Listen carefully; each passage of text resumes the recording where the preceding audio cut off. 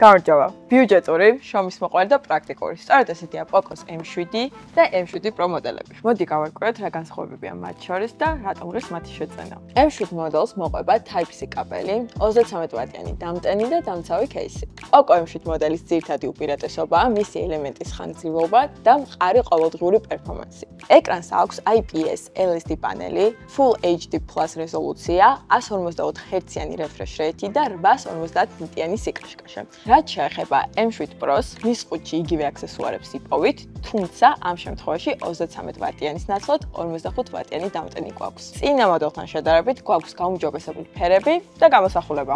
M7 Pro-s აქვს დახვეწილი დიზაინი და მისი პლასმასის კორპუსთან გამომდინარე იწონის სულ რაღაც 190 გრამს და ძალიან კომფორტულია ხელში. მას აქვს გამძლე 5100 mAh-იანი ელემენტი, მარტივად უმკლავდება დღიურ ინტენსიურ გამოყენებას და აღსანიშნავია, რომ ეს მოდელი იტანება მალე თავისი 45 ვატიანი დამტენით და არ ჩამოურჩება ბევრ ფლაგმანს ამ ასპექტში. და აქაც გვაქვს 50 მეგაპიქსელიანი მთავარი კამერა, რომელიც იღებს ვიდეოს 180 HD რეზოლუციით 30 კადრით წამში. არ დაგავწეთ, რომ Poco M7 და M7 Pro მოდელები ზუმერში გელოდებათ.